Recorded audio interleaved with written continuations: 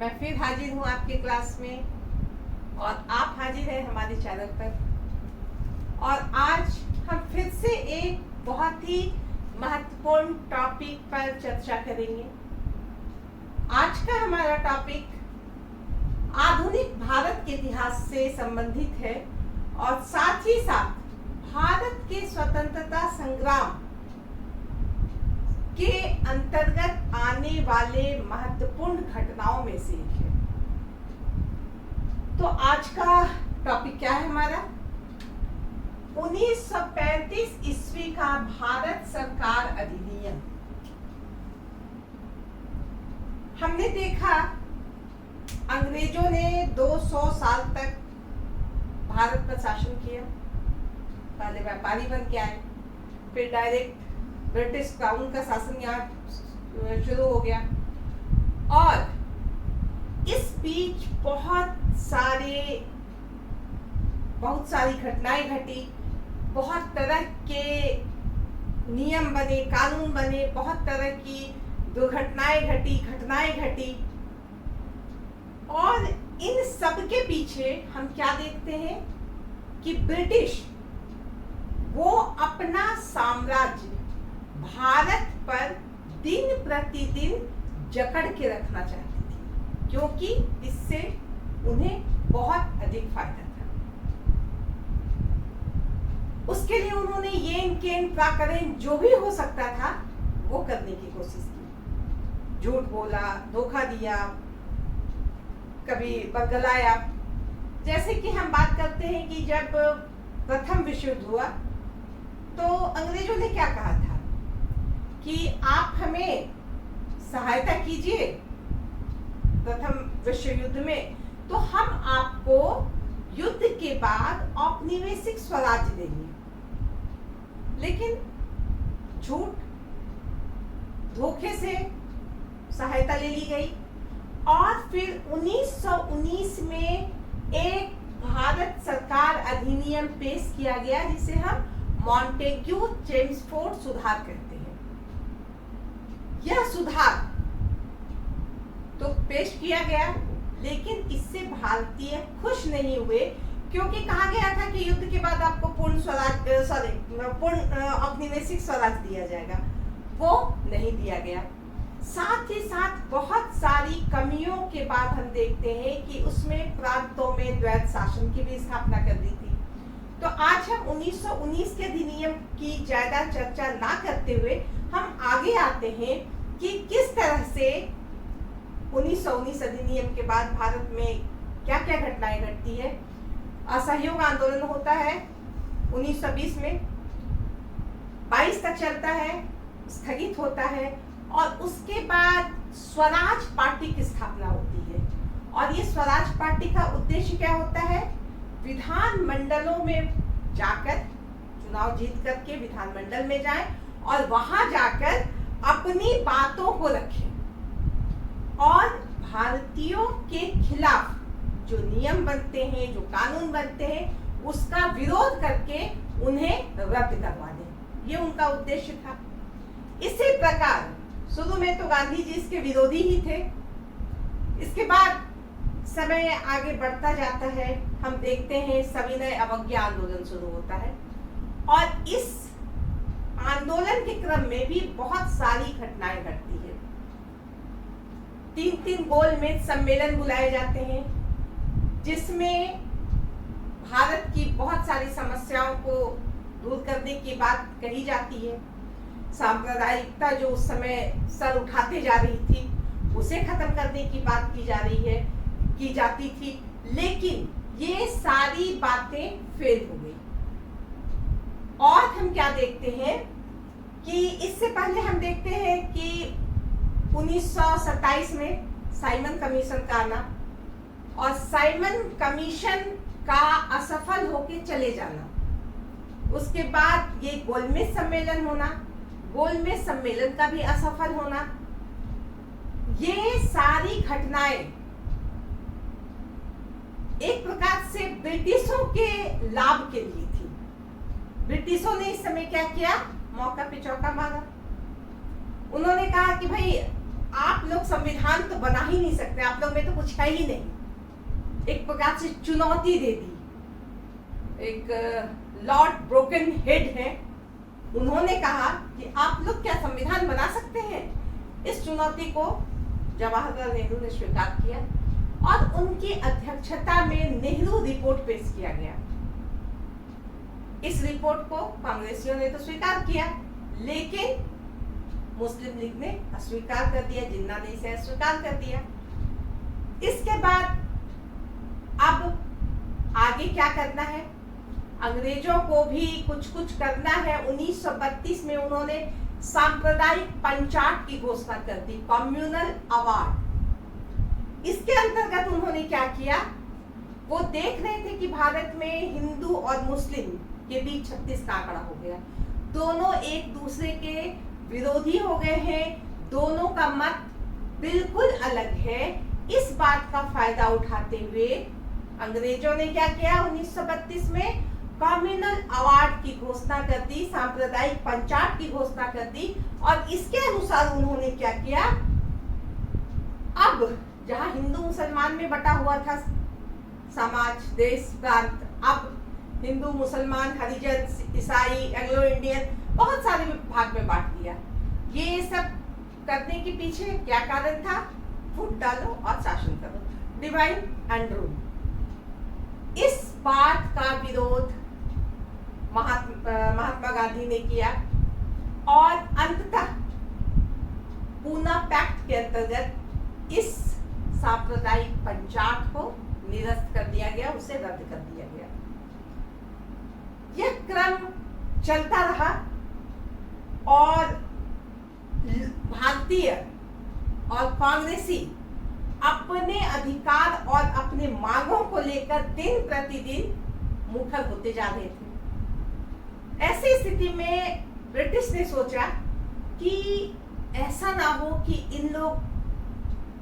हम लोगों के सामने भारी पड़ जाए, इनके सामने हम कमजोर पड़ जाए। ऐसा दिखाना है कि भाई हम तुम्हारे लिए तो बहुत सोच रहे हैं, हम तुम्हारे भविष्य के लिए, हम तुम्हारे अच्छे के लिए सोच रहे हैं। यह दिखाने के लिए, क्योंकि उन्हें ब्रिटिश राज यहाँ कायम रखना था और उन्हें यह भी दिखाना था कि हम भारतीयों के शुभचिंतक हैं। इसके तहत जो ब्रिटेन का क्राउन था, ब्रिटेन से जो शासन चलता था, वहां पर भी ये बात की जाती थी कि भाई देखो, भारत में अपना जकड़ कमजोर ना होना चाहिए, उसे पूरी तरह से जकड़ कर पकड़ रखो, क्योंकि वह एक बहुत बढ़िया सौदा है हम लोगों के लिए। भारत का साम्राज्य बहुत ही फायदेमंद है। इसी को ध्यान में रखते हुए अंग्रेजों के द्वारा ब्रिटिश संसद में एक श्वेत पत्र लाया गया और उस पर विचार विमर्श हुआ और उस पर क्या हुआ, 1935 ईस्वी का भारत सरकार अधिनियम पारित हुआ। ये भारत सरकार अधिनियम अंग्रेजों ने भारतीयों के लिए बनाया। अधिनियम, नियम, संविधान जो भी कर सकते हैं, क्यों, उनके हित के लिए। चलिए अब हम देखते हैं कि ये जो अधिनियम था, इसकी क्या विशेषताएं थी। यह बहुत महत्वपूर्ण स्थान रखता है आधुनिक भारत के इतिहास में, भारतीय स्वतंत्रता संग्राम के इतिहास में, ब्रिटिश साम्राज्य काल के इतिहास में। इस 1935 के अधिनियम का बहुत ही महत्वपूर्ण स्थान है। तो इसकी कुछ खासियत होगी, कुछ विशेषताएं होगी। तो हम बात करते हैं इनकी विशेषताओं पर। तो सबसे पहले 1935 का अधिनियम जो है बहुत ही बड़ा, विशाल, बहुत ही विस्तृत, लेकिन बहुत ही जटिल अधिनियम था। लेकिन हम जब हमारे देश के लोगों ने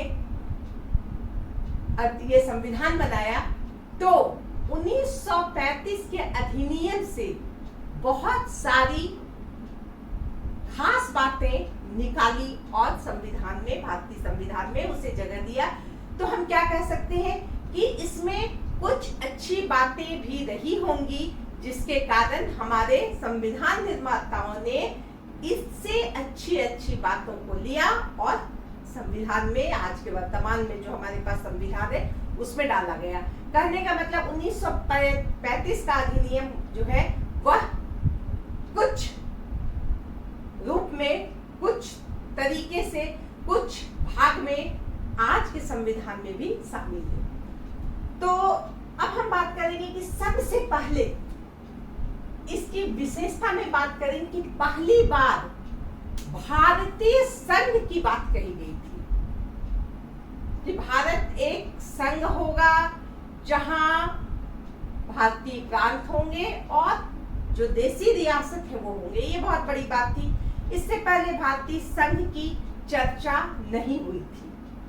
इसके साथ ही हम क्या देखते हैं कि जैसे कि संसद होता है उसी तरह यहाँ भी व्यवस्था हुई थी।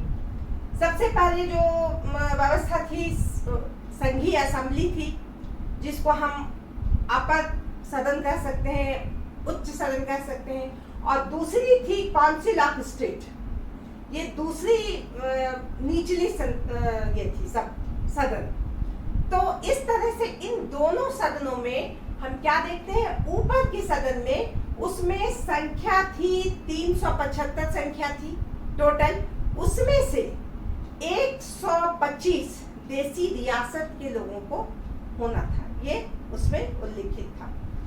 काउंसिल ऑफ स्टेट में हम क्या देखते हैं कि वहां पे टोटल संख्या 260 थी और उसमें से 104 जो है वह देसी रियासतों के सदस्य होने थे।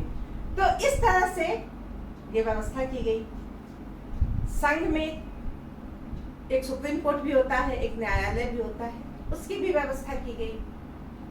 लेकिन ये जो काउंसिल ऑफ स्टेट बने या जो असेंबली बनी, उच्च सदन जो बना, इसमें जो रियासत के सदस्य आते थे या ब्रिटिश प्रांत के हैं या भारतीय प्रांत के जो सदस्य आते थे, उनको चुनने में बहुत सारी पेचीदी बातें थी।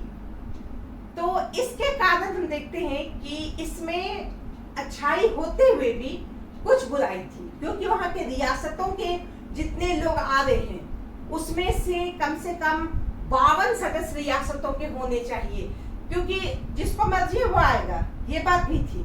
जरूरी नहीं कि हर रियासत, कोई रियासत करा दे, नहीं मुझे मन नहीं है आपके काउंसिल में जाने का, तो उसके लिए भी वो स्वतंत्र था, ऐसा था। कहने का मतलब कि ये जो व्यवस्था बनाई गई इसमें थोड़ी कमी रह गई। अब हम दूसरी बात करते हैं, केंद्र में द्वैत शासन। 1919 में जो अधिनियम बना उसमें प्रांतों में द्वैत शासन स्थापित किया गया था। यानी प्रांत में एक प्रकार से 2 शासन हो रहा है। द्वैत शासन आप ऐसे मान लीजिए कि प्रांत में भी शासन हो रहा है, मंत्रिमंडल है, और ऊपर से भी शासन हो रहा है। इसका बहुत अधिक विरोध हुआ। जैसे कि हम टैक्स हम इनको दे रहे हैं और मेरी सुरक्षा वो कर रहा है। कहने का मतलब 2 तरह की शासन हम पर थोपी गई है, एक जगह में 2 तरह के शासन। तो इसका विरोध हुआ, शुरू से इसका विरोध हुआ। यहाँ आकर के प्रांतों में जो द्वैत शासन की व्यवस्था थी इसे समाप्त कर दिया गया और केंद्र में द्वैत शासन की स्थापना कर दी गई। इसका मतलब क्या था, किसी ना किसी तरह से भारतीय साम्राज्य को पकड़ के रखना है। हमें मतलब ब्रिटिशों को अपनी पूरी पकड़ यहाँ बनाए रखनी है। तो यह जो व्यवस्था थी वह यही बताने के लिए काफी थी।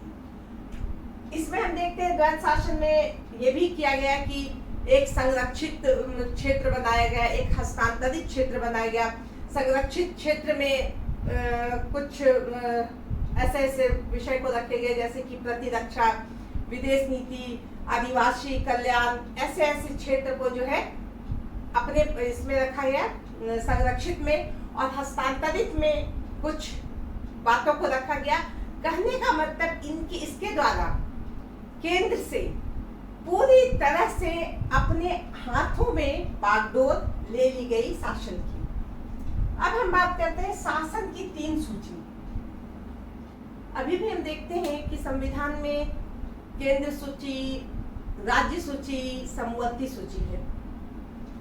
इसमें भी 1935 में भी ये व्यवस्था की गई थी, जिसमें हम देखते हैं कि केंद्रीय सूची में 59 विषय थे, प्रांतीय सूची में 54 विषय थे, समवर्ती सूची में 36 विषय थे। तो इस तरह से इन विषयों को बंटवारा किया गया था। लेकिन अगर किसी भी तरह का विवाद हो इनके बीच, तो मामला कहाँ जाता? ब्रिटेन, लंदन में उसकी सुनवाई होती। ये तो कोई बात नहीं हुई। प्रिवी काउंसिल में मामला जाता, ये तो कोई बात नहीं हुई। तो कुछ अच्छा करने के साथ साथ 1935 के अधिनियम में देखते हैं कुछ गलत भी साथ में कर दिया गया था। अब हम बात करते हैं प्रांतीय स्वायत्तता का। अभी तक प्रांतों में द्वैध शासन था, बहुत विरोध हुआ, तो प्रांतों से द्वैध शासन हटा दिया गया और प्रांतों में ये स्वायत्त शासन शुरू कर दिया गया। अब मंत्रिमंडल के द्वारा यहाँ पे शासन होने लगा। मंत्रिमंडल को गवर्नर का परामर्श चाहिए था। ऐसे तो कहिए तो गवर्नर की भूमिका वहां बहुत ही कम होनी चाहिए, लेकिन हम क्या देखते हैं कि गवर्नर की भूमिका यहाँ बहुत अधिक थी। मंत्रियों की भूमिका कम थी, जबकि मंत्रिमंडल थे, वहां मंत्रियों की भूमिका होनी चाहिए। मंत्री अपने काम में पूरी तरह से उसके प्रति उत्तरदायी थे। किसके प्रति? गवर्नर के प्रति। विधानमंडल के प्रति उनकी कोई उत्तरदायित्व भी नहीं था उनका। तो इस तरह से हम देखते हैं प्रांतों को स्वायत्तता दी गई, स्वायत्त शासन वहां दिया गया, लेकिन गवर्नरों को इतना अधिक पावर दिया गया कि वो जब भी चाहते किसी मंत्री को हटा सकते थे। वो जब भी चाहते मंत्रिमंडल का कोई विचार है, कोई मशविरा है, उसको वो कैंसिल कर देते। कहने का मतलब मंत्रिमंडल गवर्नर के सामने कुछ भी अपनी शक्ति नहीं रखती थी। अब हम बात करते हैं ब्रिटिशों की सुरक्षा के लिए प्रतिरक्षा व्यवस्था की। उन्होंने जो अधिनियम बनाया उसमें ऐसी व्यवस्था की कि ब्रिटिशों के साथ किसी प्रकार का अहित नहीं होना चाहिए, किसी तरह का अन्याय नहीं होना चाहिए, और इसके लिए हर वो व्यवस्था की गई जो उनकी सुरक्षा को लेकर के महत्वपूर्ण थी। तो यह भी एक बहुत बड़ी बात थी कि ब्रिटिशों ने अपनी सुरक्षा के लिए और भारत पर अपने आप को बनाए रखने के लिए ये सब नियम बनाए। अब हम बात करते हैं संघीय न्यायालय की स्थापना। अब यहाँ पे संघीय न्यायालय हो गया, ये भी बहुत बड़ी बात थी कि भारत में अब न्याय के लिए हमें संघीय न्यायालय है हमारे पास। इस न्यायालय में एक मुख्य न्यायाधीश थे और 2 उनके सहायक न्यायाधीश थे। और भी न्यायाधीश हो सकते थे, 6 की उसमें ये थी, 6 की संभावना थी कि 6 न्यायाधीश उसमें बन सकते थे। अब इन न्यायाधीशों की नियुक्ति कौन करता था? ब्रिटिश सम्राट के द्वारा ये न्यायाधीश नियुक्त होते थे। और अगर इनके निर्णय के खिलाफ हमें जाना होता तो कहाँ जाना होता? हमें प्रिवी काउंसिल जाना पड़ता, ब्रिटेन। तो इस तरह क्या मतलब, ये कौन सा न्यायालय है कि हमारे यहाँ कोर्ट शुरू कर दिए और हमारी जो असली सुनवाई है वो विदेश में हो रही है? तो ये किसी भी एंगल से सुटेबल नहीं थी। अब हम बात करते हैं केंद्रीय विधानमंडल अब बन गया। केंद्रीय विधानमंडल में हम देखें कि उच्च सदन, निम्न सदन हो गया। उच्च सदन में उच्च लोग थे, बड़े लोग थे जो मनोनीत करके आते थे, जिनका चुनाव होता था अप्रत्यक्ष रूप से। और यहाँ पे निचले सदन में कौन आते थे? जन साधारण से चुने हुए लोग आते थे। इसमें हम क्या देखते हैं कि जो जन साधारण से चुने हुए लोग आते थे वो मतदाता बहुत कम होते थे, क्योंकि ऐसे ऐसे क्राइटेरिया फिक्स किए हुए थे मतदाताओं के लिए कि बहुत से मतदाता सही मतदाता वो हो ही नहीं सकते थे, तो मतदाताओं की संख्या कम हो गई थी। हम क्या देखते हैं लोकसभा राज्यसभा में, हम क्या देखते हैं लोकसभा ज्यादा पावरफुल होता है।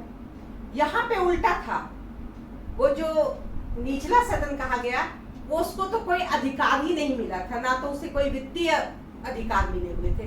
इसके साथ ही साथ वो बहुत सारे मामलों में कमजोर था, जबकि हर जगह हम देखते हैं कि निचले सदन को ज्यादा महत्व मिला हुआ है और उच्च सदन को उससे कम महत्व मिला है। तो इस तरह जवाहरलाल नेहरू ने कहा था इसके बारे में, अधिनियम के बारे में, कि यह एक ऐसी गाड़ी है जिसमें बहुत सारे ब्रेक हैं, जो गाड़ी रोकने की चीज होते हैं वो सब कुछ है इसमें, लेकिन इंजन ही नहीं है। तो बिल्कुल ऐसी ही बात थी। तो इस तरह से हम देखते हैं कि केंद्रीय विधानमंडल तो बना था, लेकिन यह उल्टा था। अब हम बात करते हैं भारतीय काउंसिल की समाप्ति। भारतीय काउंसिल की स्थापना की गई थी और अब जो है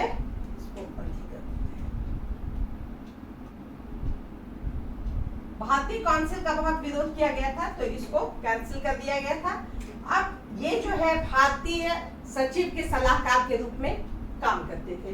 तो इस तरह से हम देखते हैं कि कहने को ये चले गए भारतीय काउंसिल की समाप्ति कर दी गई, लेकिन ये भारत सचिव के सलाहकार के रूप में थे। और ये कौन होते थे? ये वही होते थे जो ब्रिटिश सरकार के अंतर्गत 10 साल तक यहाँ नौकरी किए हैं। अधिक से अधिक इंग्लैंड लौटने पर वो 2 साल तक ही वहां रहे हैं, उससे ज्यादा रहने वाले नहीं, उससे कम रहने वाले को यहाँ पे सलाहकार के रूप में रखा जाता था। तो इस तरह से हम देखते हैं कि भारतीयों की जो भूमिका थी महत्वपूर्ण पदों पर, जिम्मेवार पदों पर कुछ भी नहीं थी। मंत्रिमंडल बना था, चुनाव हुए थे, बहुत सारे क्षेत्र में है, बहुत सारे प्रांत में कांग्रेसों का बहुमत था, मंत्रिमंडल में कांग्रेस थे, कांग्रेस की सरकार थी, लेकिन गवर्नर जनरल को या गवर्नर को इतने सारे अधिकार दे दिए गए थे कि मंत्रियों के अधिकार बेकार हो गए थे, क्योंकि गवर्नर या गवर्नर जनरल कभी भी आपातकालीन स्थिति बुलाकर मंत्रिमंडल को भी समाप्त कर सकता था। तो इस तरह से हम देखते हैं कि 1935 का यह भारत सरकार अधिनियम ये भारतीयों के हित के लिए बनाया गया था, लेकिन इसमें बहुत सारी गड़बड़ियां विद्यमान थी। अब हम बात करते हैं गुण। अभी हमने बताया कि बहुत विशाल था, बहुत बड़ा था। आज हम अपने संविधान में बहुत सारी चीजों को रखे हैं, तो कुछ गुण था। तो क्या गुण था? तो सबसे पहले प्रत्यक्ष निर्वाचन पद्धति की मांग बहुत दिनों से हो रही थी, ये भारतीयों को मिली। दूसरा, प्रांतों से द्वैत शासन समाप्त हो गया। अभी हमने बताया कि प्रांतों में स्थानीय स्वशासन शुरू हो गया था, प्रांतीय स्वायत्तता मिल गई थी प्रांतों को। प्रांतों में मंत्रिमंडल होता था और मंत्रिमंडल गवर्नर की सहायता से अपने प्रांत का काम करता था। लेकिन जो बुराई है वो भी हम यहाँ नहीं बताई, क्योंकि अभी तो हम गुण बता रहे हैं। तो इस तरह से जिसका विरोध बरसों से किया जा रहा था, 1919 से किया जा रहा था, वह इसे खत्म किया गया। अब हम देखते हैं विधानसभाओं के सदस्यों में वृद्धि। जैसा कि बताया कि अब उच्च सदन, निम्न सदन जो होते थे, उसमें हमने बताया कि प्रांतों से इतने लोग आने चाहिए, रियासतों से इतने लोग आने चाहिए। तो पहले इनकी संख्या इतनी अधिक नहीं थी, और अब इनकी संख्या यानी जो प्रांत थे उनकी संख्या 375 हो गई।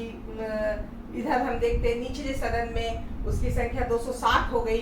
तो इस तरह से 260 प्लस 104 ऐसी हो गई। तो बहुत अधिक संख्या में लोग आने लगे। मतदाताओं की संख्या में वृद्धि हो गई। अब मतदाताओं की संख्या में भी वृद्धि हो गई, क्योंकि क्षेत्र बहुत बढ़ गया। अब रियासत में जो थे वो भी बहुत अधिक मतदाता बने, जो प्रांतों में थे उनकी भी संख्या बढ़ी। तो ये सब हम कह सकते हैं कि 1935 का प्लस पॉइंट था उसके अधिनियम का। अब हम बात करते हैं उसके अवगुण। ये तो भरे पड़े थे। इस अवगुण के बारे में कहा जाता है कि औपनिवेशिक स्वराज की अनदेखी की गई थी। पहली बार ऐसा हुआ था, अभी तक तो उम्मीद थी कि अब औपनिवेशिक स्वराज की कब से मांग की जा रही थी, उसके पूर्ण स्वराज की मांग की जाने लगी। हम देखते हैं सविनय अवज्ञा आंदोलन के बाद पूर्ण स्वराज्य की मांग की जाने लगी थी। अब हम यहाँ के क्या देखते हैं, पूर्ण स्वराज्य तो दूर की बात, औपनिवेशिक स्वराज्य भी देने की बात इस अधिनियम में नहीं कही गई। कहने का मतलब हम लोग है ना, हम ब्रिटिश तुम पे शासन करेंगे, बस तुम एक बहलाने के लिए रख दिया गया कि ये विधानमंडल हो गया, स्टेट ऑफ काउंसिल हो गया, ये हो गया, वो हो गया, तुम मंत्रिमंडल हो गया तुम्हारा, तुम जीत करके तुम आ गए विधानसभाओं में, मंत्रिमंडल तुमने बना लिया। लेकिन ये सब बेकार की बातें थी, क्योंकि ब्रिटिश का मुख्य लक्ष्य क्या था, ब्रिटिश सरकार का, कि भारत पर अपना नियंत्रण कम नहीं होने देना। केंद्र में द्वैध शासन जब लगा दिया गया, प्रांतों से हटाया गया, द्वैध शासन केंद्र में लगाया गया, इसका उद्देश्य क्या था कि भारत पर अपनी पकड़ को मजबूत रखना, ब्रिटिश सरकार का जो यहाँ पे पहुंच है, जो उसका फायदा है, उसमें किसी तरह की कोई कमी नहीं होना। देशी रियासतों को विशेष महत्व दिया गया कि देशी रियासत जो स्टेट ऑफ काउंसिल होंगे उसमें देशी रियासत होंगे, जो ये बनेंगे काउंसिल होंगे उसमें बनेंगे, जो असेंबली होंगी उसमें बनेंगे, आपकी संख्या इतनी होनी चाहिए, बहुत अधिक महत्व दिया। अब कौन आते थे उसमें, राजा जिसको चुन करके भेजेगा वो जाएंगे, जनता के द्वारा तो वो चुन करके नहीं जा रहे हैं असेंबली में या स्टेट ऑफ काउंसिल में। कौन जा रहे हैं, जिन्हें राजा मनोनीत करके भेजा है। अब राजा को ब्रिटिश का वफादार भी होना है, तो उसे उसी को भेजना है जो ब्रिटिश का वफादार होगा।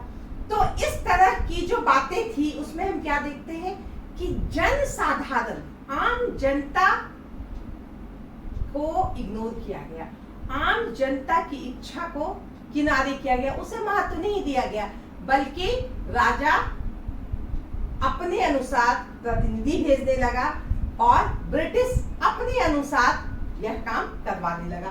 तो यह देशी रियासतों का जो विशेष महत्व हो गया, इससे एक उल्टा प्रभाव पड़ा।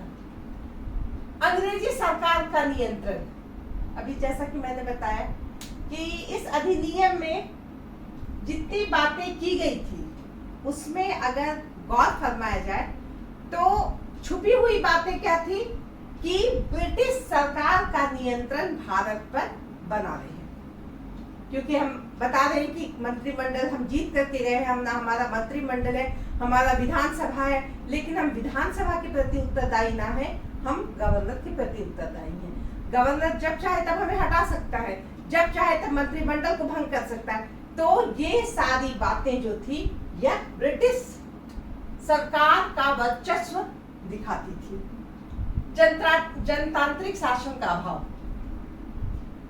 जैसा कि हमने बताया, निचले सदन में जो आम जनता के प्रतिनिधि होते थे उसकी बातों का कोई महत्व नहीं था, उनकी बातों को आराम से अस्वीकार किया जाता था। उनके जो जिस विषय पर वो बात करते थे, जो मुद्दा होता था उनका, उसको आराम से रद्द किया जाता था। कहने का मतलब कि गवर्नर या गवर्नर जनरल के द्वारा ये निचले सदन जो आम जनता की प्रतिनिधि सभा थी उसको बिल्कुल किनारे करके रखा था, उसका कोई महत्व नहीं था, और जिसके चलते जनतांत्रिक भावना की हत्या हो रही थी। संघीय न्यायालय के अधिकार, जैसा कि हमने बताया कि एक न्यायालय बना, संघीय न्यायालय की स्थापना हुई, और ये संघीय न्यायालय की स्थापना में हम क्या देखते हैं, जो न्यायाधीश थे वो सम्राट के द्वारा बने हुए थे। अगर हमने निर्णय के विरुद्ध अपील की तो हमें प्रीवी काउंसिल जाना पड़ेगा। कहने का अर्थ कि इस न्यायालय में ब्रिटिशों की प्रधानता थी, ब्रिटिश कानूनों की प्रधानता थी, उसमें भारतीयों को कोई महत्व नहीं दिया गया था, ना भारत को महत्व दिया गया था।